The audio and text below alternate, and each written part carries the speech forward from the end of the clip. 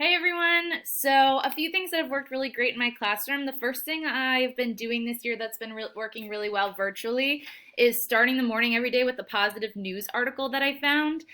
With everything going on, I found that it's really nice to start on a positive note with the kids. So, Good News Network is a kid friendly website where you can go and find all different news articles and things that have happened in the world that are positive. Some have videos attached to them, some are just stories to read, but they're nice and inspiring stories that have been really great to start our day. So I highly recommend going to Good News Network if you're looking for a positive way to start the day.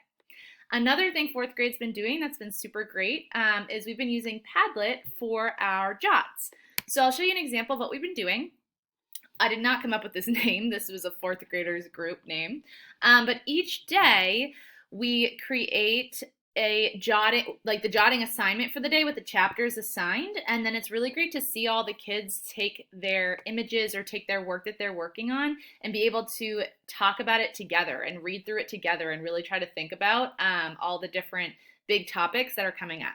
So this has been really helpful in getting friends to really just share their ideas in jotting, as well as to kind of go back and forth and have discussions based on them.